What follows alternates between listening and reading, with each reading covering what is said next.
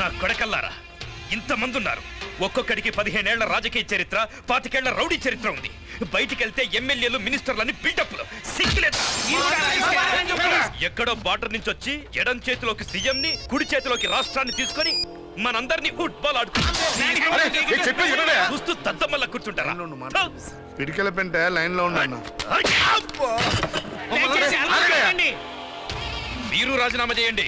Government ఎలా రాజీనామానా? నేను ఇంకా కలెక్షన్ మొదలట్లేదు. కలెక్షన్ ఏంట్రా? ఇప్పటి వరకు మీరందరూ జనాల దగ్గర దోచుకొని నా దగ్గర దాచుకున్న కోట్ల డబ్బు వాడు దోచుకుపోయాడు. అంటే మా డబ్బంతా పోయిందా? లేకపోతే నాచిపోతుందా? పోయి ఈ గోకుడేదో ఆ సీఎం ని గోకు.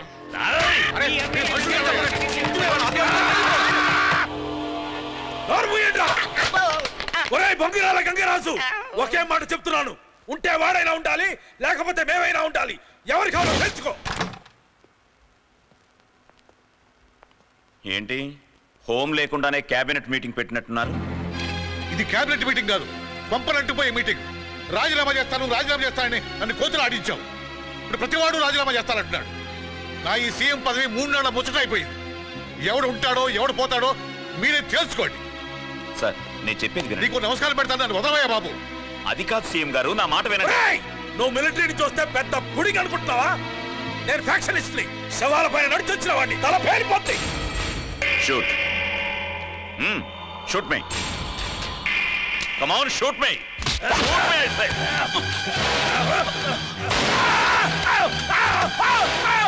నువ్వు చేస్తాను బెదిరిస్తావు, కానీ నేను చేసి చూపించా.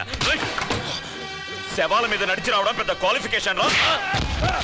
నీ నేర చరిత్ర గురించి నాకు తెలుసు. మొన్న గుండా యాక్ట్ లో ముందు లోపలికి వెళ్లాల్సిన వాడివి నువ్వేరా. నీలాంటి విధవల్ని అరెస్ట్ చేయడం మొదలు పెడితే సగం అసెంబ్లీ లోపలికి వెళ్తుందని ఆగాను. రాయ్, నువ్వు చెయ్యని స్కాములున్నాయా? బ్యాంక్ కుంభకోణంలో చైర్మన్ తో కలిసి ఎన్ని కోట్లు నొక్కావు? ఎంతమందిని రోడ్డు పాలు చేశావు? ఎంతమంది సూసైడ్లకి కారణమయ్యావో చెప్పరా? చెప్పు. రాయ్, నీ వయస్సుకి 15 ఏళ్ల పిల్ల మీద రేపట్టం సిగ్గులేదు? చూడండి ప్రతి ఒక్కరి నేర చరిత్ర. ఇంతవరకు మీ బినామీ ఆస్తుల్ని నాశనం చేశారు. ఇప్పుడు మీ భాగవతం బయట పెడితే మీ జీవితాలే నాశనం అయిపోతాయి. ఏ జనమైతే మీకు ఓట్లు వేసి గెలిపించారో వాళ్లే మిమ్మల్ని కుక్కల్ని కొట్టినట్టు కొడతారు. మీ భార్య బిడ్డలు థూ అని ఉమ్మేస్తారు. గతం గతః. ఇక నుంచైనా ప్రజలకు మంచి చేసి మీరు చేసిన పాపాలకు ప్రాయశ్చిత్తం చేసుకోండి. నెక్స్ట్ 5 years పదవిలోకి ఎలా రావాలి, ఎవరిని కాకాపట్టాలి అని మీరు ఆలోచించే పొలిటీషియన్ కాదు నేను. ఉన్న ఈ 5 ఏళ్లు ప్రజలకు అనుక్షణం ఎలా ఉపయోగపడాలి అని ఆలోచించే సైనికుణ్ణి. ఇకపై ఎవడైనా పిచ్చి పిచ్చి వేషాలు వేశాడో ఒక్కడు కూడా మిగలడు. This is not my warning, this is my order. దూసుకువచ్చాడు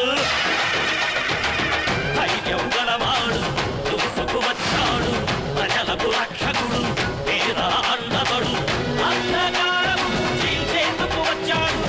కోట్ల సూర్యుళ్ళ కాపుతోనే వచ్చాడు. ఎముళ్ళాంటి నాయకులకు మొగుడైన మగాడు. రాజకీయ రంగానికి రారాజే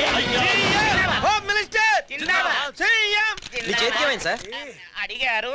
ఏం లేదమ్మాయి, సీఎం జిందాబాద్, హోమ్ మినిస్టర్ జిందాబాద్ అని ఎగిరెగిరి స్లోగన్స్ ఇచ్చాడు. పైన ఫ్యాన్ తగిలింది పాపం. చాలా సేపటి నుంచి వెయిట్ చేస్తున్నాం. మీ అసమ్మతి ముసలో ఏమైంది? ఆ ముసలమ్మలొక్కాయ మాలో అట్టటి వాటికి తావులేదమ్మాయి. ఐక్యమత్యమే మహాబలం.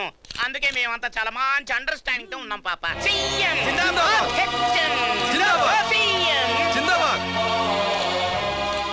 మీ పార్టీలో అసమ్మతి రావడానికి కారణం మీరే అంటున్నారు. దానికి మీరే అంటారు. ఎదుటివాడి తప్పులు బయట పెడితే వచ్చేది అసమ్మతే. అందితే జుట్టు, అందకపోతే కాళ్ళు. అసమ్మతని జుట్టు పట్టుకోవడానికి ప్రయత్నించారు, అందలేదు. మీరేం చేసినా సమ్మతమే అని కాళ్ళు పట్టుకుని వెళ్ళిపోయి. మీ చేతల్లాగే మీ మాటలు కూడా చాలా డైనమిక్ గా ఉన్నాయి. కానీ మీ ఇంట్లోనే తప్పు పెట్టుకుని బయట వాళ్ళ తప్పన్నా ఎంతవరకు కరెక్ట్? అంటే మీ ఫాదర్ మర్డర్ విషయం హైలైట్ చేసి మీరు ఎలక్షన్ లోనికి హోమ్ మినిస్టర్ అయ్యారు. స్టాప్. మీరు అనుకున్నట్లు అది నాటకం అయితే జనం ఓట్లు వేస్తారా? అయితే మర్డర్ చేయించిన మీ ఫాదర్ కి శిక్ష పడకుండా ఇంకా ఎందుకు రక్షిస్తున్నారు? శిక్షించడానికి కేసు మా ఇంట్లో లేదు, కోర్టులో ఉంది. Anyhow day after tomorrow is the judgement. అప్పుడు తప్పు చేసిన మా నాన్నకి తప్పకుండా శిక్ష పడుతుంది. వస్తాను. ఓకే. ఒకవేళ మీ ఫాదర్ నిరపరాధని ప్రూవ్ అయితే ఏం చేస్తారు సార్? మీరు రాజీనామా చేస్తారా? తప్పకుండా చేస్తా. తన మంత్రి పదవికి రాజీనామా చేస్తానని హోమ్ మినిస్టర్ మేజర్ ఏంటి టీవీ చూస్తున్నావా? తమాషాగా ఉందా? ఆఫ్టర్ ఆల్ ఒక సెల్ ఫోన్తో నా పొలిటికల్ కెరియర్కి ఫుల్ స్టాప్ పెట్టించేశావు. ఏయ్, అరవకు. నాకు సౌండ్ పొల్యూషన్ పడదు. అది నాకు పడదు. నా కొడుకు నన్ను లోపలేస్తానని ప్రెస్ ముందు చెప్తుంటే ఆ సౌండ్ నా చెవుల్లోకి రీసౌండ్ అవుతుంది. దీనికి కారణం నువ్వు. ఆడంగోట్ల జరిగిపోయిన దాని గురించి మాట్లాడకు. జరగాల్సిన దాని గురించి ఆలోచించు. ఊరికే అనటం కాదు, అదేదో మీరే చెప్పండి. చెప్తా.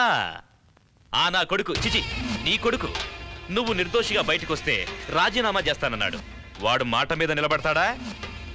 ప్రాణం పోయినా సూర్య మాట తప్పడు. అయితే వాడితో నేను రాజీనామా చేయిస్తాను. ఎలా? ముందైన నిర్దోషిగా బయటికి రావాలిగా. వస్తాడు. దానికి మొత్తం నెట్వర్క్ సిద్ధం చేశారు. రే నర్సింగ్, అదిగో వచ్చేసింది. రామ్మా, నీ గురించి ఆలోచిస్తున్నాం. అన్నా, మన పబ్లిక్ ప్రాస్టిట్యూట్ వచ్చిందా? పబ్లిక్ ప్రాసిక్యూట్ కాదురా, పబ్లిక్ ప్రాసిక్యూటర్. అందులో పబ్లిక్, ఇందులో పబ్లిక్. నేను కన్ఫ్యూజ్ అయ్యాను. సరే గాని ముందు జడ్జి గారు ఏమన్నారో చెప్పు. జడ్జి గారు చాలా క్లియర్ గా చెప్పారు. బాలగంగాధర్ గారు నిర్దోషిగా బయటికి రావాలంటే మనకి ఒకే ఒక ఆప్షన్ ఉంది. ఆ ప్రియా అనే అమ్మాయి సాక్ష్యం చెప్పడానికి కోర్టుకు రాకూడదు. హలో హలో,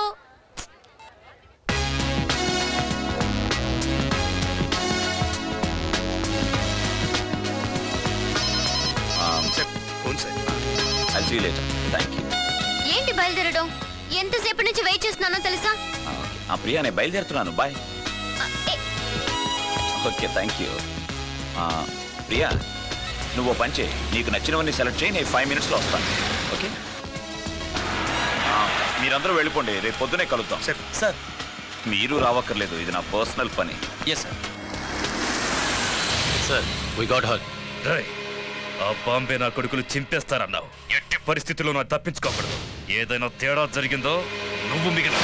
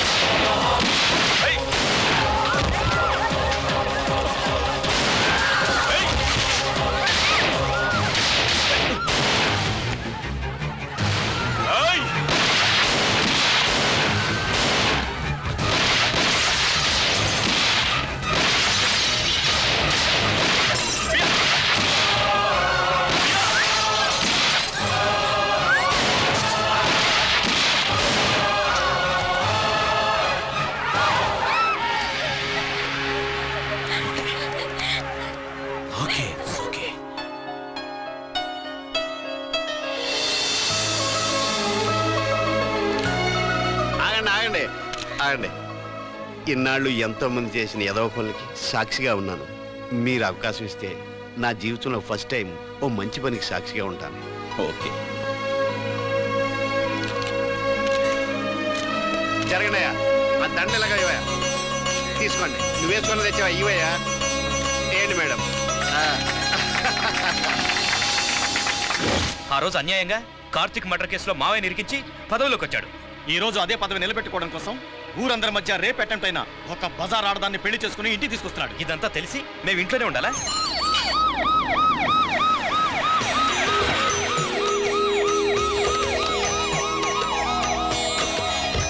అమ్మా అన్నయ్య అదన వచ్చారే. ఆగరా, ఒక చెడిపోయిన ఆడదాన్ని ఇంటికి కోడలుగా తీసుకొస్తావా? ఈ ఇంటికి పరువు మర్యాదలున్నాయన్న సంగతి గుర్తుండకర్లా? నువ్వు ఏ వెధవ పని చేసిన ఊళ్ళో వాళ్ళు బ్రహ్మరథం పట్టినట్టు ఇంట్లో వాళ్ళు కూడా హారతలు పడతారనుకున్నావా? మీకంత మంచి బుద్ధులు లేవు, ఇంకెప్పటికీ రావని నాకు బాగా తెలుసు. నేను వచ్చింది అమ్మ ఆశీర్వాదం కోసం.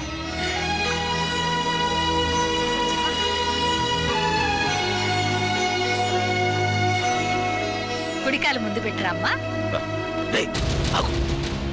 నా మీద కేసు పెట్టి నన్ను కోర్టుకెచ్చి నన్ను ఉరికంపో ఎక్కించాలని చూస్తున్న దాన్ని నా ఇంటి కోడలుగా తీసుకొస్తావా? అది ఈ గుమ్మం దాటి లోపల కడుగు పెడితే నేను చచ్చినంత ఉంటు. అదేమిటండి? నువ్వు నోర్మై. నాన్న, మీరు అరిచినంత మాత్రాన నిజాలు అబద్ధాలైపో. ఈ అమ్మాయిని ఏ పరిస్థితిలోనే పెళ్లి చేసుకోవాల్సి వచ్చిందో మీకు తెలుసు, నాకు తెలుసు. ఈ క్షణం నుంచి ఈ అమ్మాయి నా కస్టడీలో నా భారీగా చాలా సేఫ్ గా ఉంటుందని మీకు తెలియజేయడానికి ఇక్కడ తీసుకొచ్చాను.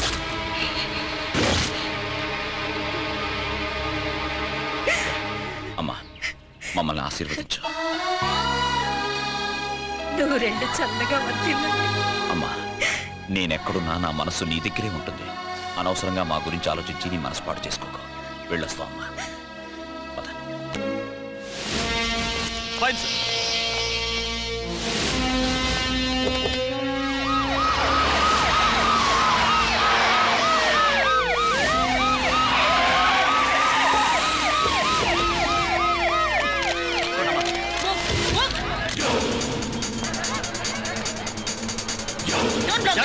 జరగండి. తప్పకోండి. నీకేనా చెప్పేది?